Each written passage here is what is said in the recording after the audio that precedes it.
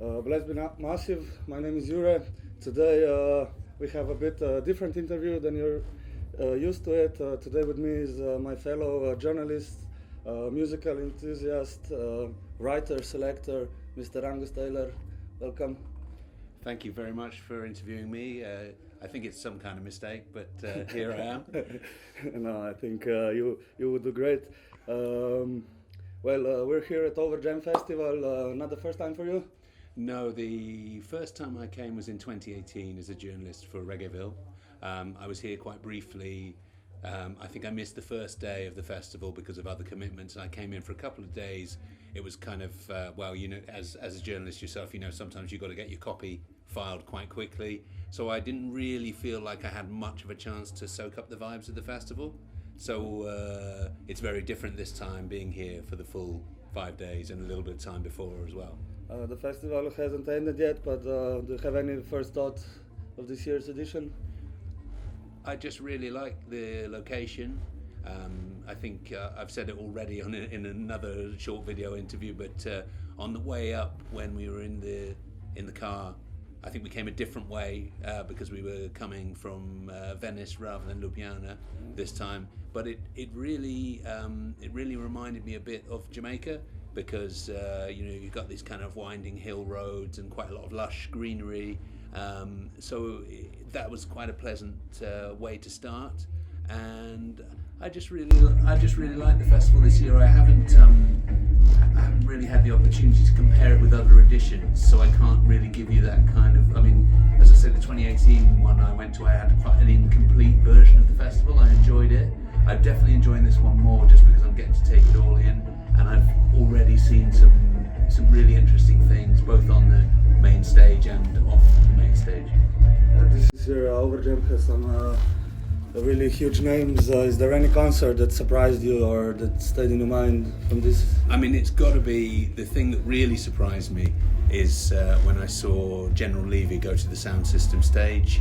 I saw him on the Mother stage and he was great. Obviously he was like a late replacement, so a bit unexpected, but he worked really well on the main stage because you had Tchaikovsky later, so it added to the kind of drum and bass flavour. But then when he finished what I would call a typical one of his sets that I've seen in the UK, I followed him over to the sound system where he was playing with DJ Afghan, and he was doing what he does inimitably. He's one of these MCs that he can really kind of teach younger MCs a lot. He still sounds contemporary now, but he was riding on rhythms that I've only really ever heard myself play out, like Phase One Records, which is one of my favourite labels, and I saw him do his thing on top of Steve Boswell Cool, Rastaman Cool, which is, as I say, is a tune that I very rarely I don't think I've ever heard that played on a sound system unless it was me playing it. And to hear General Levy doing that on top of that, and it was very, very serious lyrics about African history, and it was just amazing to hear him on a reggae sound system. That's like a really special thing that I'll take away from this and remember forever. I think he's more artist for sound system stages than big stages, even though he's full of energy and he can fill any room he steps in. So, but as you're used to, and all of us journalists are, we are not here just to party, we are here to work. This year you run a university panel. Every day there is a different topic. Do you choose the topics or are they dedicated to you? So I think it's like so many things. It's a bit of a threading together of different strands. I definitely get to choose the topics, but the topics are affected by who takes part.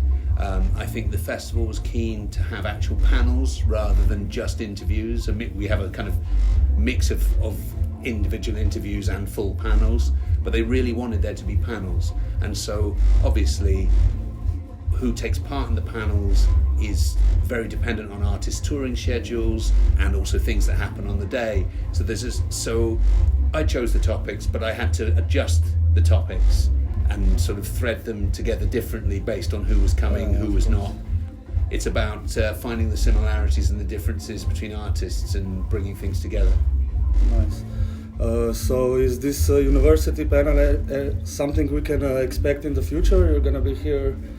I would really like that. Obviously, you can never, you know, in the music business, you can never say anything's a sure thing. But I've really enjoyed it. It's the first time that I've run a university panel myself. I've been on other panels with other interviewers. I did one for Moog Fest in North Carolina with David Katz and Mad Professor and Tippy, and we all had a great panel there. But I wasn't the chair of the panel. So this is the first time that I've got to chair a panel, and it's been a really great experience. I've really enjoyed it. Very different flavours to the panels each day. The complexity and number of people attending has grown as the panels have gone along, and also the number of people actually wanting to enjoy has gone up. So, you know, we've kind of added value as we've gone along. Unfortunately, today's panel got rained off. So I'm on a bit of a break, but available to do this interview. Great. At least something good happened from this situation. You've done, I imagine, lots of festivals in your career so far. Can you see some advantages over the other, I would say, bigger festival as Overjam? I mean, I come from a place where Overjam would be seen as a very big festival.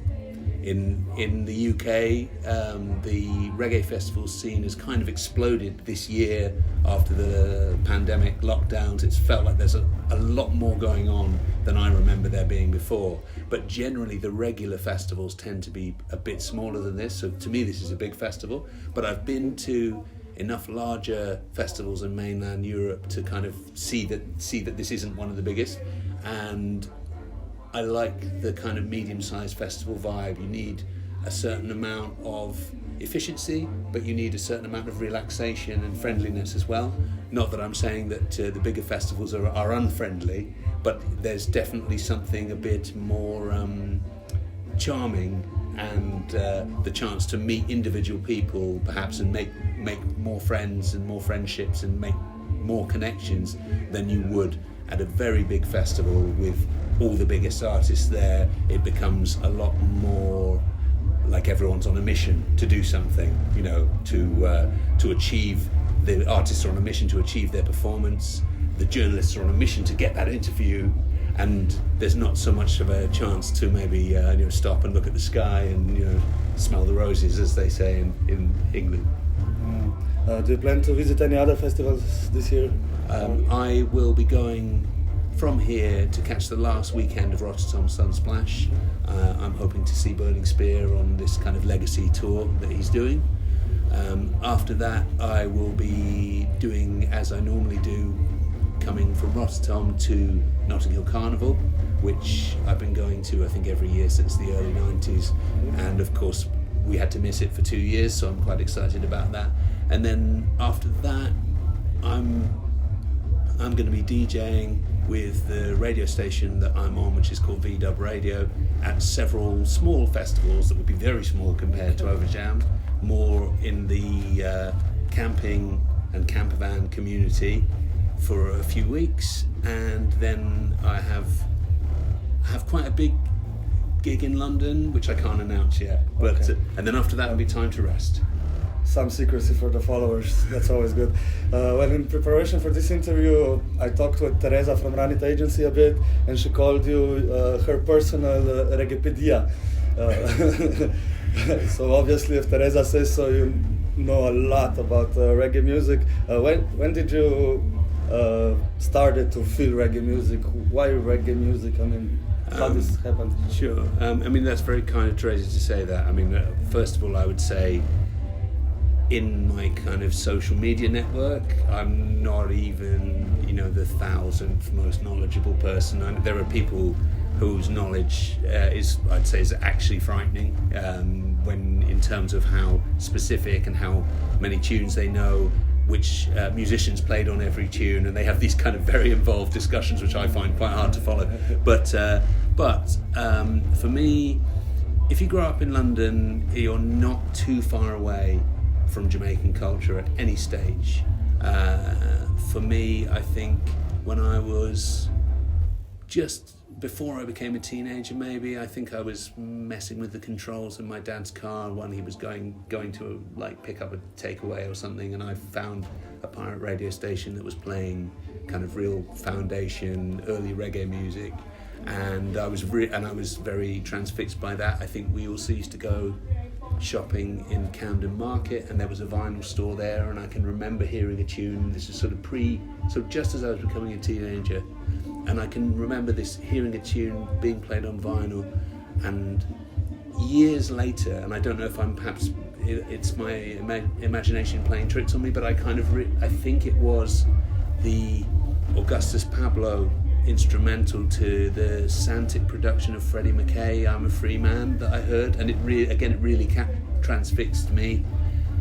But those were just kind of maybe seeds being planted, and it wasn't until my kind of later teens, it was a time in the 90s where there was a lot of electronic music and hip-hop that was referencing reggae. Through that, me and my group of friends all were into reggae, but where some of them stayed with the electronic music and the hip-hop, I just went off in that direction, started collecting records, and the record buying led to the journalism, because I was spending so much money on records that I was, as I became more and more of a collector, I was finding that I didn't have enough music to listen to, so I started writing reviews to try and get some free albums, and it just kind of went from there. And how did the writing reviews lead you to Reggaeville, World of Reggae? I mean, you've done all the biggest reggae media on this planet. I'm asking for a friend. I started writing reviews for a website called Reggae News. I was kind of thinking, I've got to find a way of being able to listen to more music rather than just spending my money on like a few sort of enough vinyl to maybe cover the one side of a 30-minute cassette tape. And so I asked the guy that ran Reggae News, who was also, I'm not sure if he is now, but he certainly at the time was the keyboard player for the Twinkle Brothers. I said, I'd love to write some reviews, and he said yes, and he gave me a chance. And then by complete chance, just through a link, I started writing reviews for the BBC website. I think at that point, I would say to be honest with you, I was quite inexperienced, and I think that the writing I was doing was good, but my understanding of the music was not there yet. But it attracted enough attention from European websites, first of all United Reggae, then Reggaeville, then Rhythm, that I started to do more work with them. And then at the same time, I was encouraged to start doing interviews, which I didn't really like doing. I was so in awe of the artists that I was afraid to meet them. And the first interview I did, I almost refused to do it until the artist was like, "Come on, let's do it." And I started, and then I got a bit of a taste for it. And after a while, that took over from the reviews. I've kind of stepped back completely from the critic side of being a journalist from about 2015 onwards. And I also in 2013, again, I had to be persuaded to do this because I wasn't kind of really sure what to expect. But I went to Jamaica for the first time, and I started interviewing artists in Jamaica, and then that became the focus of everything that I was doing. Nice. Do you remember who was your first interview? My first proper interview, I did do an email interview with Austin from Jar Observer Sound, and I realised that you could get a lot better interview, having read what I got back, if I actually spoke to the artist. But I was so in awe of Austin, because I'd gone to see him at Notting Hill Carnival so many times, that I felt like he was, on such a higher level than me, that I almost didn't want to kind of meet him. And then But the first proper interview I did was with the singer Alpheus, and we've been friends ever since as a result of that. Nice. Do you know, perhaps prox a number, how many did you do? How many interviews have I done? I think my fiance has very kindly organised an index of interviews on my website, and I've done something like 400, I think. Written ones, I think. I came up to the number 460. Well, there you go. It's it's easy to... a high number for somebody that's telling he don't even like to do interviews. Yeah, no, I really love doing interviews by the end. But again, since the pandemic, all that stopped. I couldn't go to Jamaica, and I've gone much more in the direction now of being a selector radio, understandably in the pandemic, and doing things like chairing these panels at the Overjam University. I think that's where my focus is at the moment, but that doesn't mean at any point that I won't return to doing more interview journalism. On which one are you the proudest? Which interview? I would say, just for a nice... It depends what kind of mood you catch me in, but I would say for a nice callback to what we were saying earlier about General Levy, the one with Roy Francis from Phase 1 means the most to me, because that's such an underappreciated label. Roy Francis was, when I came to Kingston and went to Mixing Lab, which is his very successful studio he runs now, he was laughing at the idea that I would want to interview him about a label that for him was a commercial failure. But when you play those tunes out, they are hits. Almost all of them are hits, and to talk to him and to hear the stories about that label, I think that means a lot to me. Yeah. Nice. Like you also mentioned, you also are a selector. You do 2 radio shows. That's right. Yes. When did you start, and how did you transition from writing to selecting? So I had started playing vinyl out in person, and it was sort of gathering a bit of pace. And then I decided I'd try going on the radio, and it happened that VW Radio was just starting at the time. It's a station for the VW camper van community. I'm not a motorist. I don't even own a driving license. I live in central London, but I kind of came in at such ground level that they were happy to have me on, and I've built a following ever since. And so I was doing that, but in the first year, being honest, I didn't take it very seriously, because I was kind of almost using it to advertise a night that I was running, and my gigs and my interviews. I kind of just saw it as a platform for that. But of course, everything changed in 2020. All of the gigs stopped, and the journalism kind of stopped, and the opportunity to go to Jamaica kind of stopped. And then I really got into the radio, and I now do that show, which is called Rebel Hop, which is kind of it's aimed at a general audience. It's Jamaican music, but also the music that influences Jamaican music. So there's soul, and there's Latin music, and there's rhythm and blues, and there's West African music and East African music.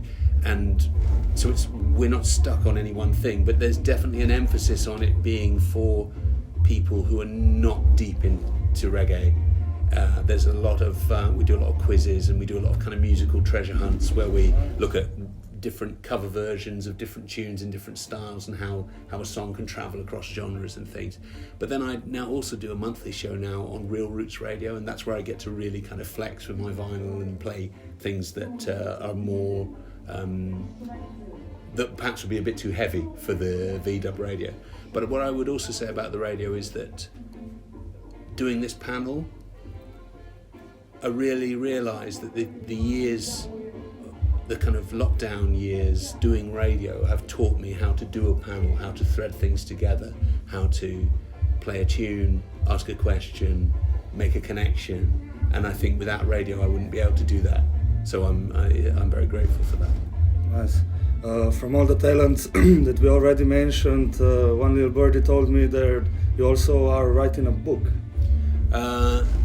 I have been working on a couple of books, but I've had to stop because the summer has got too busy.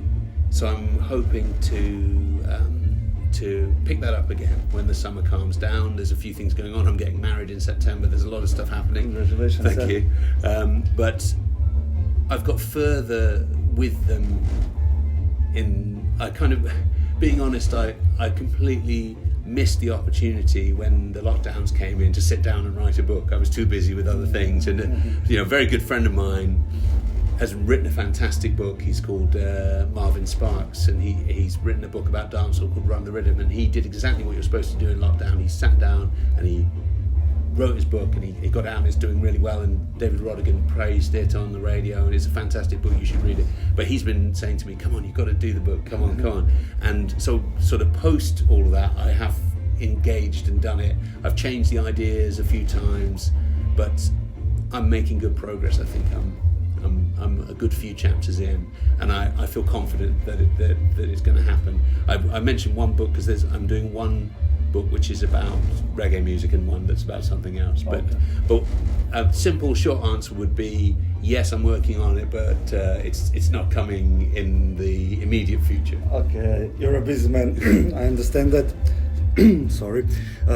Talking about busy, I spent a lot of your time already. Thank you for your time sharing all these stories with us, and I hope next year here at Overdrive we continue.